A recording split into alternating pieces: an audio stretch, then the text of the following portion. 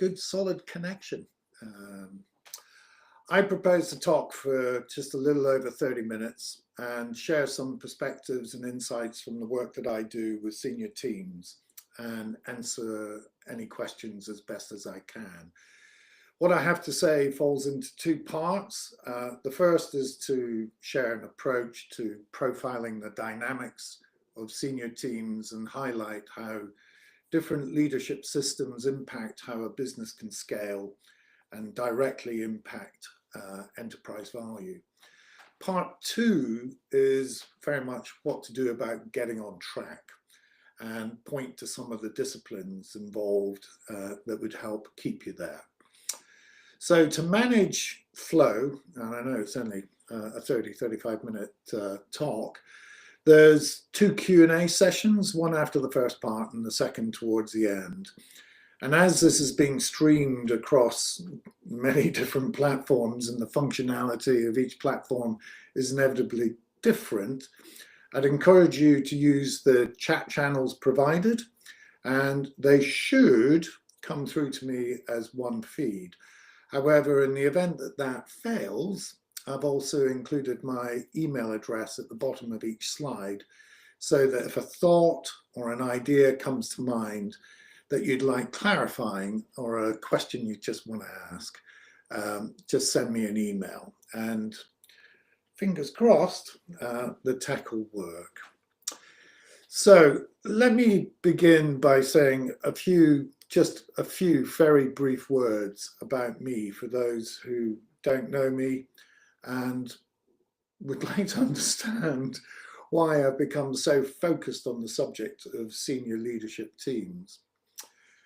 I actually started working as an analyst in a chairman's office of one of the country's biggest family firms at the time. And I spent my time inside spreadsheets, analysing mergers and acquisitions.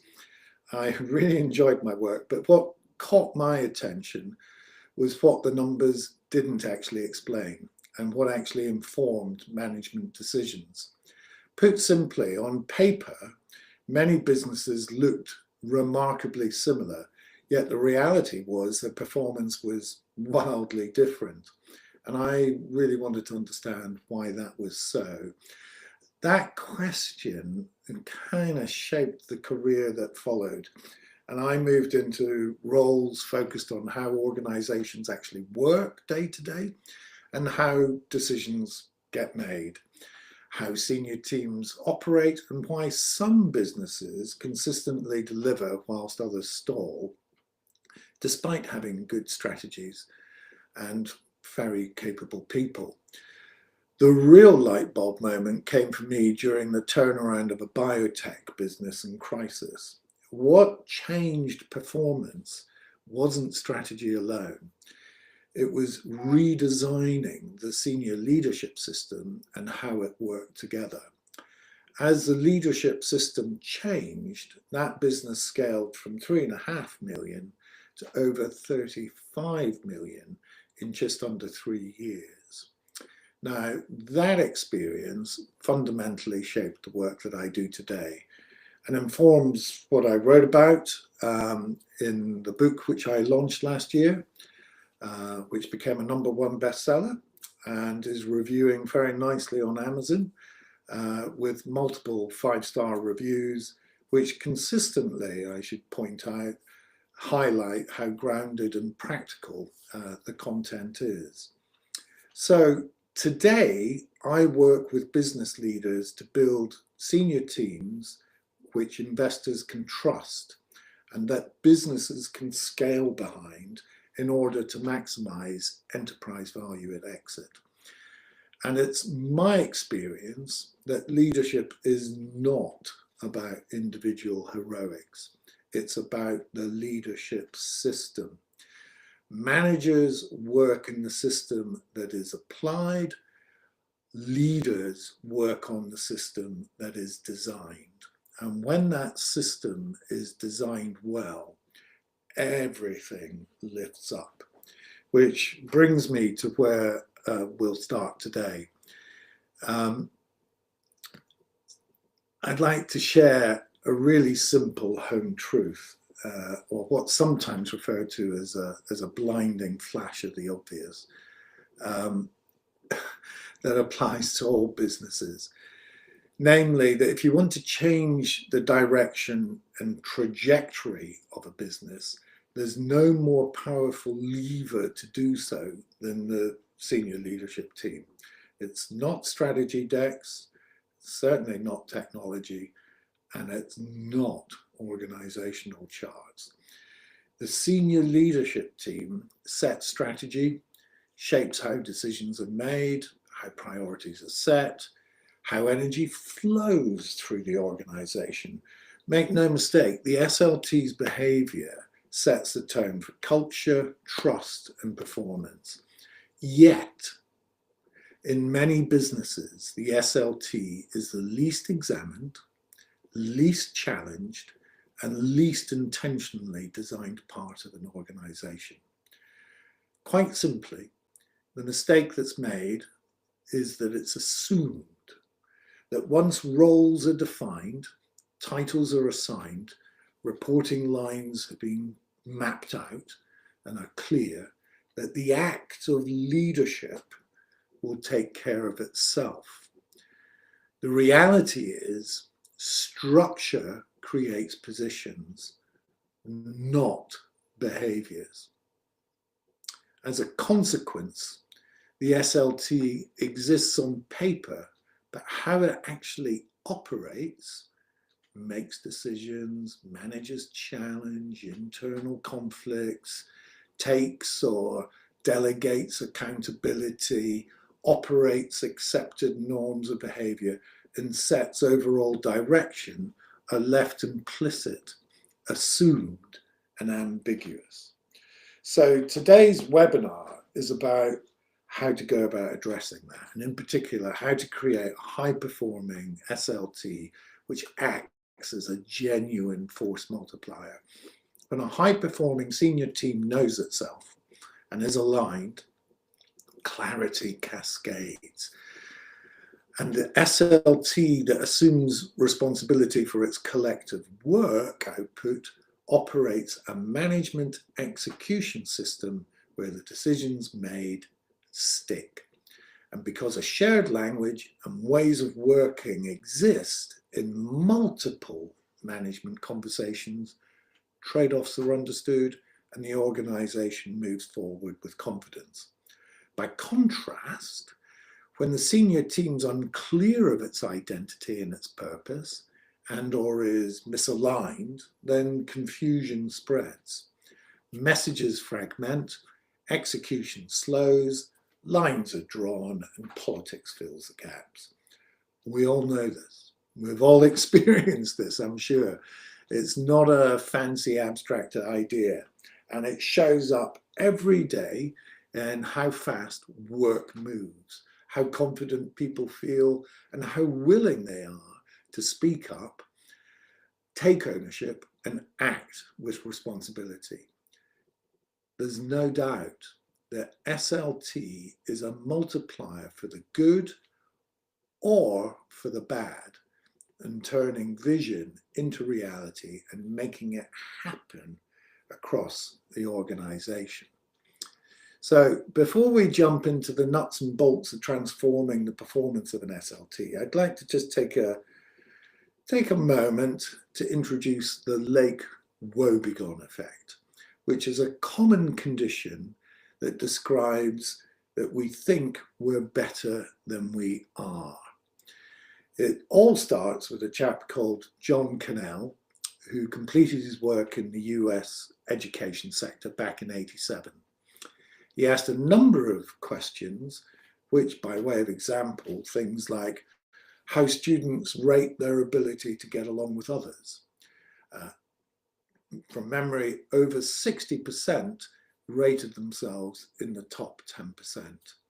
The classic was 94% of university professors say they're doing a much better job than the average colleague. And so it goes on. You know, the figures are impossible, aren't they? But everybody believing that they are better than they are in practice. So these illusions of superiority are so widespread that psychologists named it the Lake Wobegon effect. And it's based on a fictional town that an American writer, Garrison Keillor, came up with, where all the women are strong and all the men are good looking and all the children are above average. Dare I say, when it comes to senior leadership teams, the same logic quietly applies. Ask individual directors how effective the SLT is, and their first answer runs along the lines of pretty strong, good crew, better than most, not perfect, but we're performing. And yet the evidence elsewhere tells a different story. Decisions are slow, endlessly revisited, accountability blurred, functional priorities trump enterprise outcomes, strategy drifts between meetings, and the CEO carries much more weight than the system can sustain. During the first quarter of 2025, when I was doing research for the book that I was writing, Lighting the Blue Touch Paper, I was struck by the lack of readily available statistics and evidence-based insight on how well or otherwise SLTs perform. However, two stand out. The first was a piece of work completed by McKinsey that highlighted that 8% of senior executives think their SLT is effective. 8%. That means 92% do not. And the other stat that stood out for me was over 50% of executive teams are unclear in how their collective work adds value to the business. And that came from the Center for Creative Leadership, a think tank in the States. And these results are also backed up by other surveys from the likes of Gartner and Deloitte. What I like to stress is that the Lake Wobegon effect that I'm describing isn't arrogance, it's a blind spot. Most senior teams are assessed from the inside by people who helped design or inherited the system. They benchmark themselves against effort, their intent, and activity rather than outcomes, pace, or enterprise value creation. So that creates a dangerous gap. The team believes it's operating at a higher level than it actually is. And underperformance, therefore, becomes normalized because no one thinks they are a problem. That's why I often say senior leadership teams are rarely underperforming because of talent. They're underperforming because they're under-designed and due to a lack of metrics. Until a team explicitly defines what good looks like at an enterprise level, clarifies decision rights, roles, rhythms, behaviors, and benchmarks itself against observable outcomes and invites an external mirror rather than only listening to its own internal echo, it will continue to believe it's above average whilst quietly, ever so quietly, leaking value out of the business. So to support that bold assertion, let's take a moment to examine how leadership causes value to leak away in a business. So I've put together just a very simple kind of table to help express this visually. And let's start with misalignment, what it actually creates. Invariably, it's duplication, yeah? Slow execution are the most obvious symptoms. When larger or more mature senior leadership teams are not aligned, functional leaders hedge and protect themselves instead of committing to an enterprise decision. Inevitably, decisions are revisited and momentum drains away, and at all costs, time and money. Poor decisions do not disappear. They simply get averaged out. Bad calls equal good calls. There's lots of research on this. Risk is neither embraced nor avoided, just muddled through. Over the time, the results are mediocrity by design. Initiatives are launched, quietly abandoned. Strategic priorities drift as attention moves elsewhere. Growth opportunities identified, rarely acted on, and the organization carries a cost without capturing the upside. Of course, the most visible malaise is unproductive meetings. They may be unpredictable too. Typically around 15% of senior leadership time, according to Bain, is wasted in unproductive meetings. If you do the maths on a 6-person SLT on salaries alone, some averaging here, the lost time that you can easily exceed 135,000 a year before any accounting for secondary items and opportunity costs. Meetings become places where information is shared, but decisions are not made. And when dysfunction is tolerated, we all know trust is eroded. Challenge feels unsafe, silence becomes the default, risk aversion rises, and innovation stalls. Talented people disengage and leave quietly. That quiet resignation process kicks in. Another major consequence is a failure to cascade strategy. It's estimated that 2 out of every 3 people don't understand a business's strategy and why their team does what it does and how their team contributes to the greater whole. Not because it hasn't been written down, but because it hasn't been translated into priorities, decisions, and trade-offs in a language that means anything outside of a strategy paper. As a result, execution fails not through resistance, but because of ambiguity. And then there's the stuff we all know about, which is silos and politics. They take hold. Functions and departments protect territory. Leaders inevitably optimize their own areas, and the enterprise view is lost. Agility slows, culture hardens, change becomes much harder than it needs to be. All of these symptoms are of the same underlying design issue. When the SLT underperforms, the business bleeds, often slowly, as shown here, often invisibly, as highlighted here, but relentlessly, which brings you to a very unfortunate and blunt realization, which is the fish rots from the head. It's a lovely French expression. And to be clear, it's not about blame. This is about responsibility. And that responsibility is vested in a leadership, which is a collective term when applied to senior leadership teams. Senior leadership behavior ripples through the entire organization, which is why investors pay such close attention to it.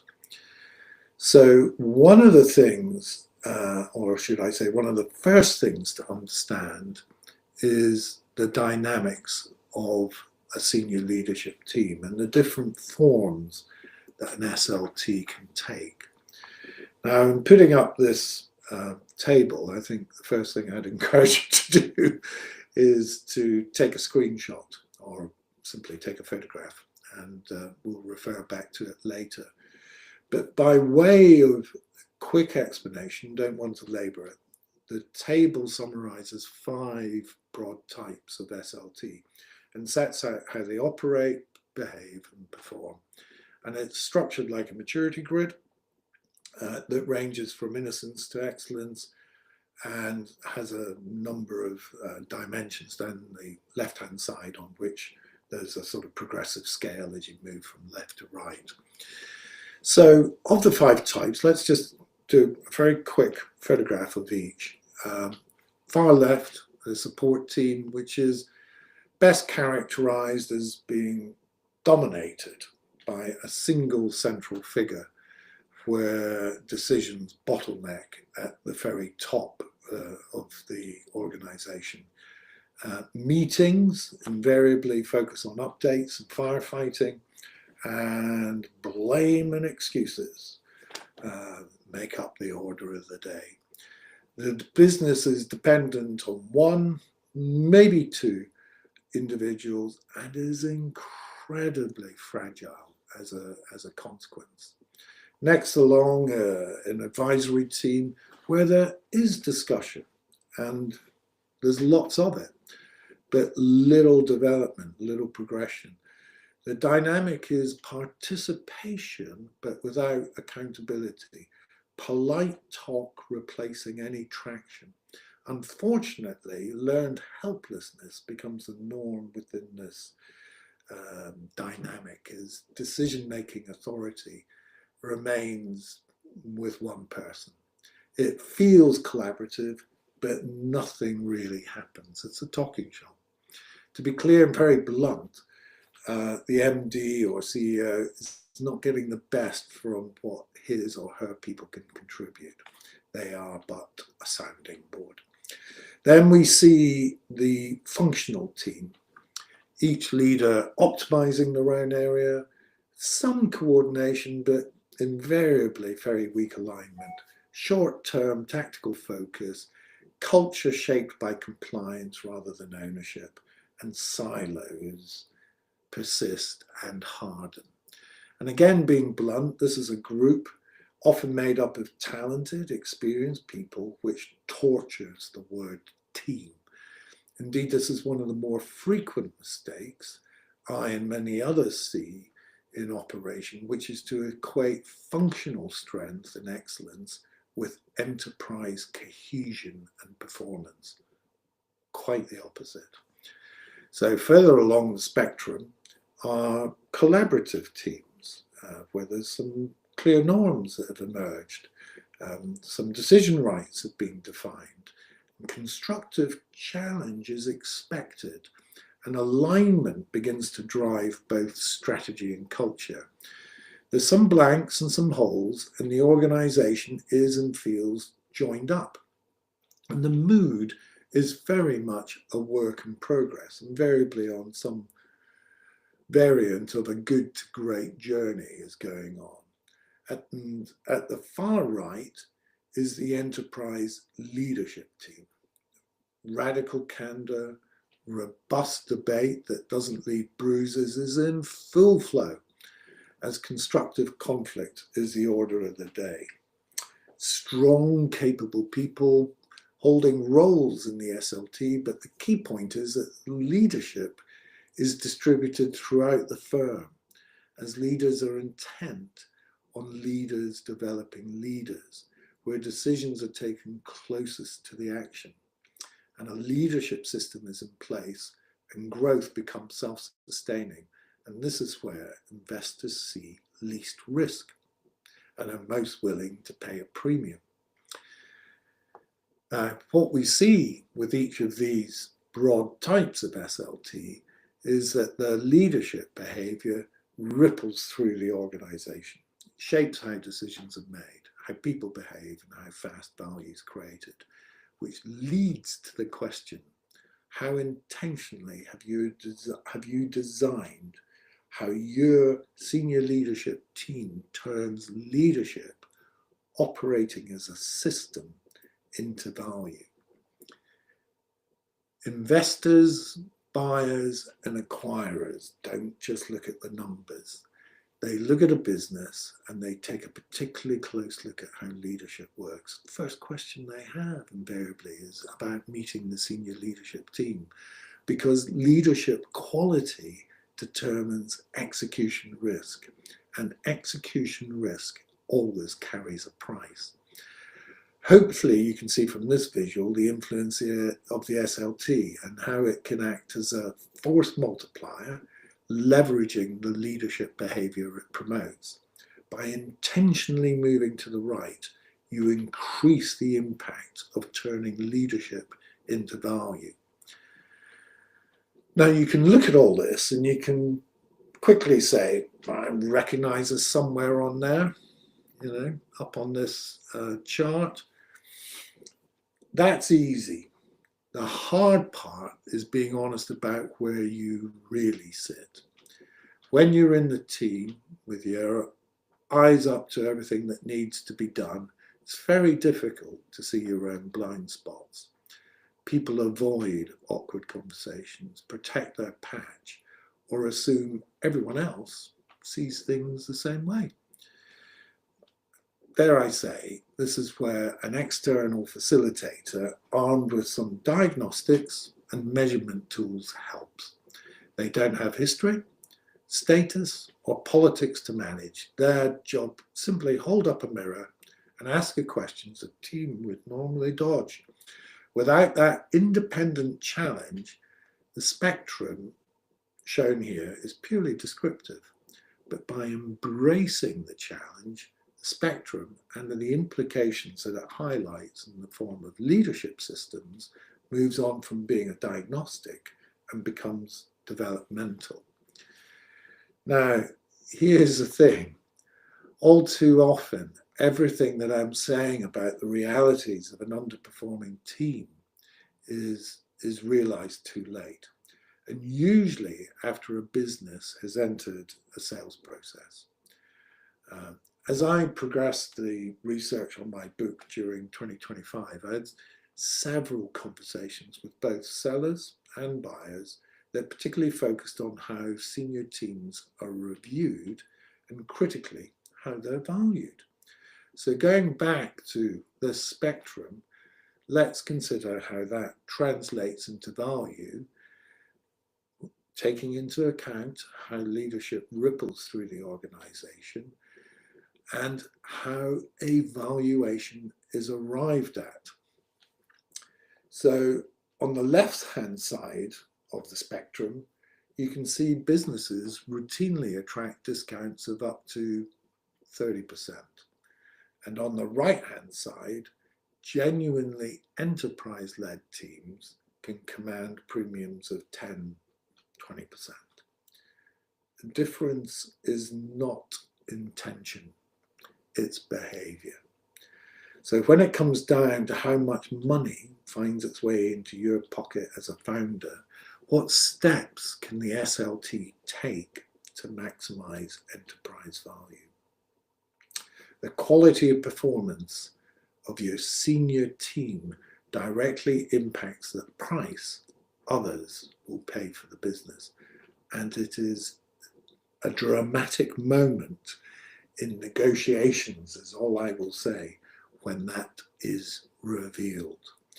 And indeed, as I was trying to highlight earlier in my slides around the issues, the symptoms, and the consequences, it shows up every day in how the business is managed, but it's invidious. It's not really seen. It's not very visible. Come the day the sale is being negotiated, it is, and there's a value that's placed on it. So I'll just pause there for a moment for some questions, if there's any that are available and that have come through. I'll just have a quick look here, see if I can see anything, and I'm afraid I can't on that. And let me just check on email if anything has come in.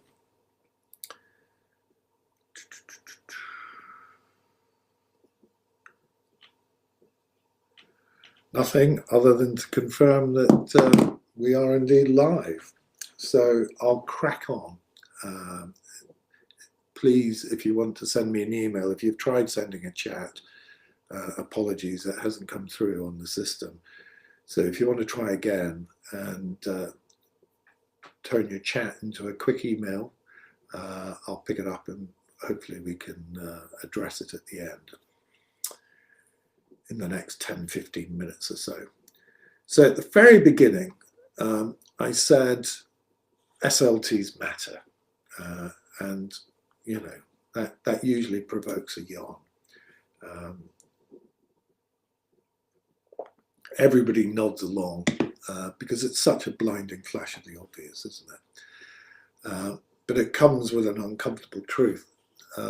There's a well-documented leadership paradox that the teams most confident in their effectiveness are often the least accurate in their self-assessment. Confidence capability gap is very, very common. And you know what? It's easy to spot in others. Less frequently do leadership teams see it in themselves.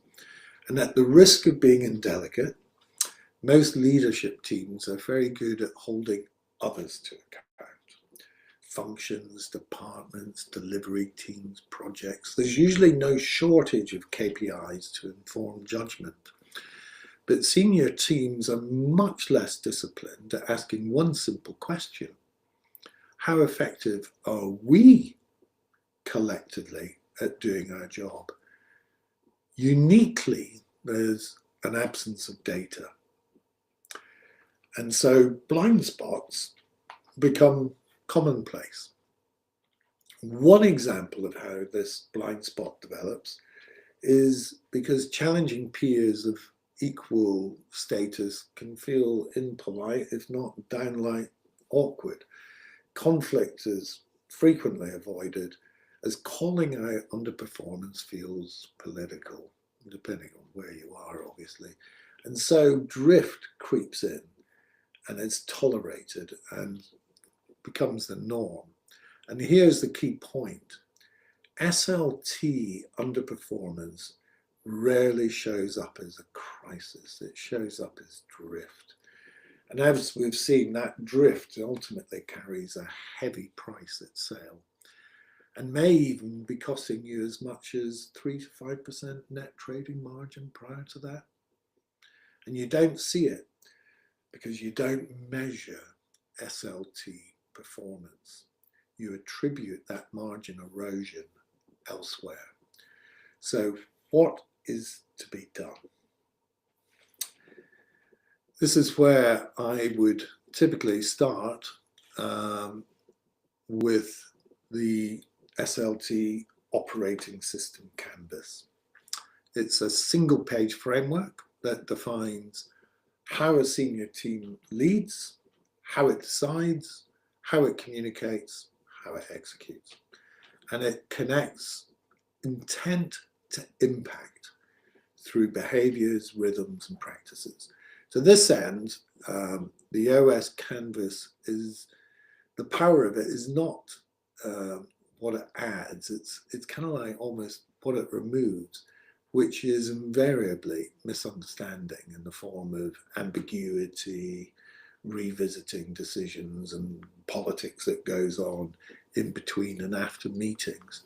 The OS canvas works to create clarity on decision making, authority, behaviors, energy flow, and how leadership is visible to others in the organization. The next step after that is about measuring how leadership is practiced, developing your own performance dashboard for the SLT that allows the team to see, are we doing the right things and are we doing them well?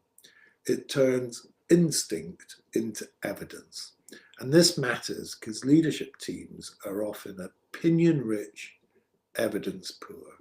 And the dashboard forces prioritization. It surfaces what really matters and what doesn't. So an SLT's dashboard takes some time to design because it deliberately brings 3 different types of data. The first is how the team's operating, the qualitative human reality of leadership. The second are the leading indicators that show whether the right things are happening day to day.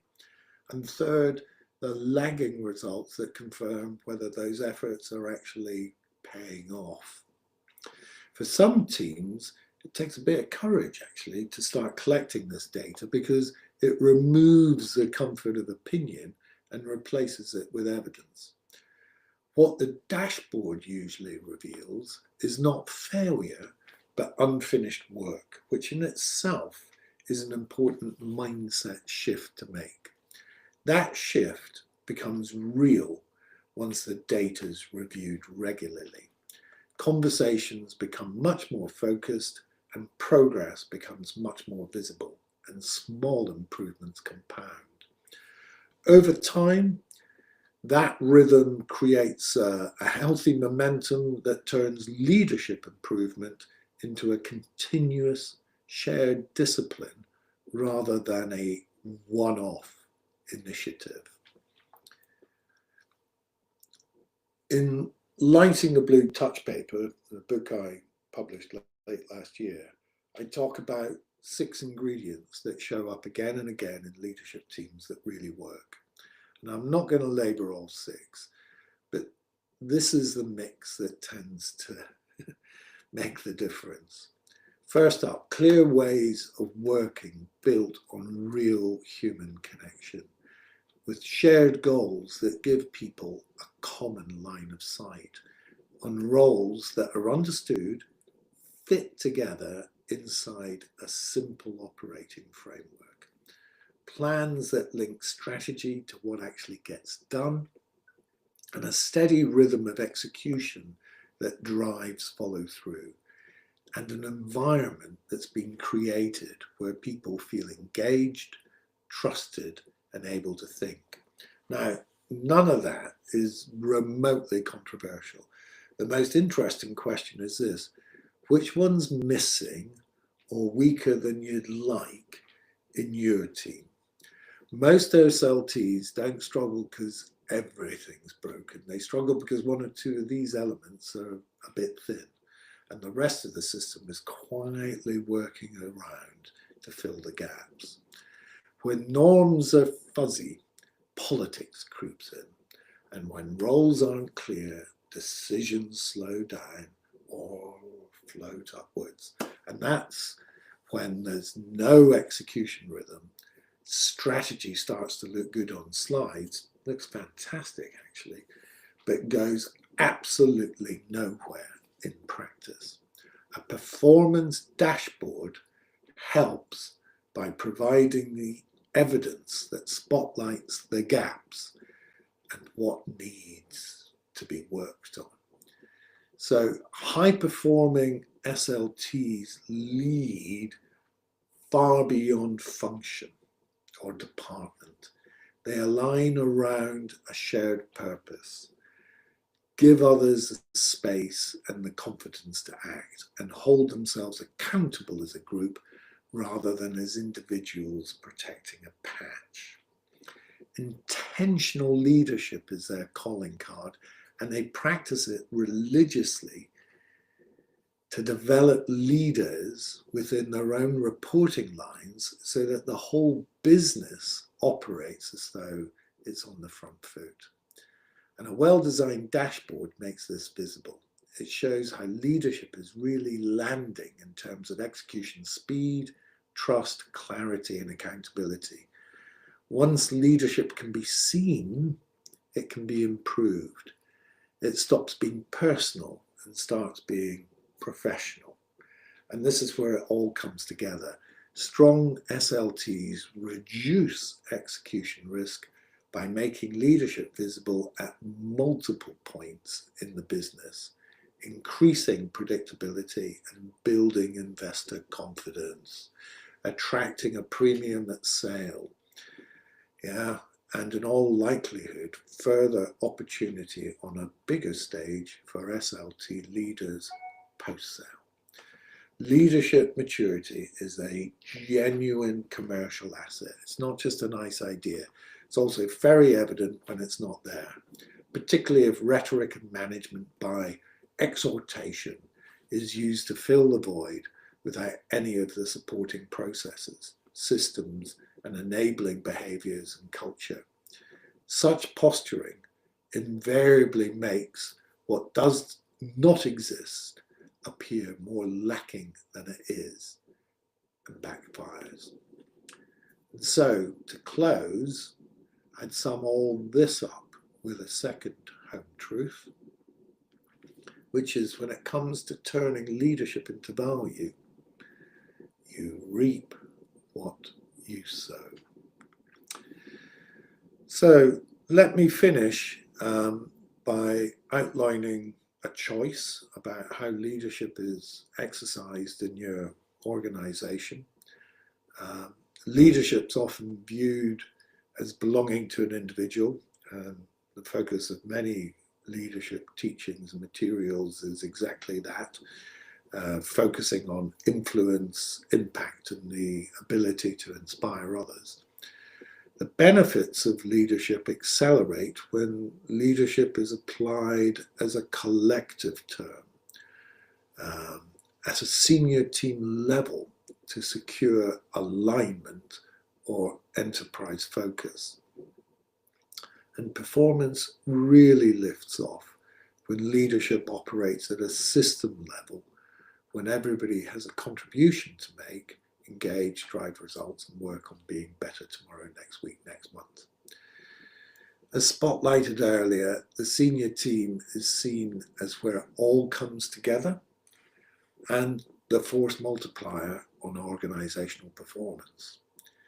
You can let your leadership team design evolve by default, be shaped by habits, personalities, and whatever forces happen to be loudest at the time, or you can step back and design it deliberately in line with what the business needs for the future and how you want it to be rather than how it's always worked. This choice has consequences. Teams operating with heads down quietly erode value. Those working in silos burn time and energy without much beyond the function to show for it. High-performing teams, on the other hand, build enterprises underpinned by leadership systems that people are willing to pay a premium for. So the real question isn't what sort of business do you run? It's much more what senior leadership team are you choosing to build, and do you know how much enterprise value that choice is costing you right now?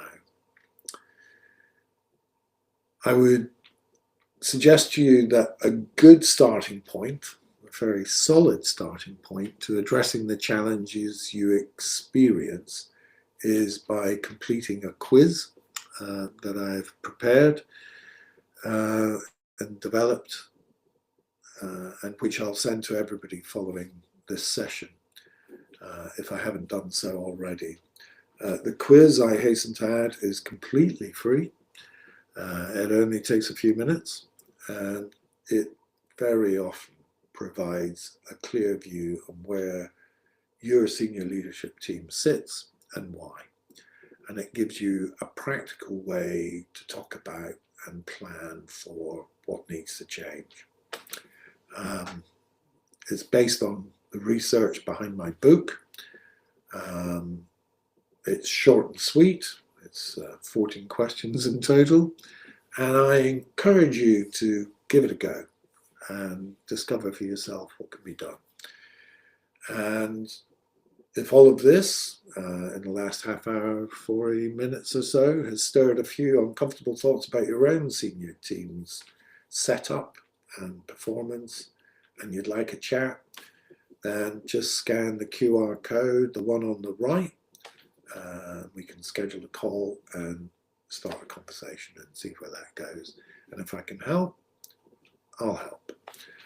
I hope everything I've shared this afternoon has been stimulating, at the very least, helpful, and is prompting you to think a little bit harder about what your expectations are from your senior leadership team.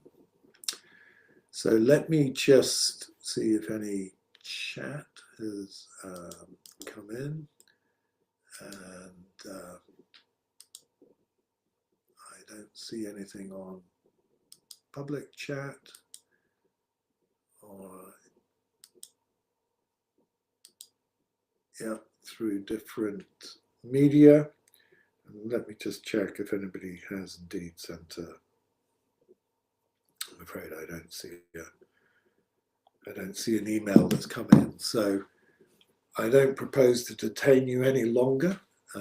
Just thank you for listening, and if you do have a question that occurs to you after I shut this down in a moment or so, please just make a note of my email and drop me a line, and we can have some back and forth.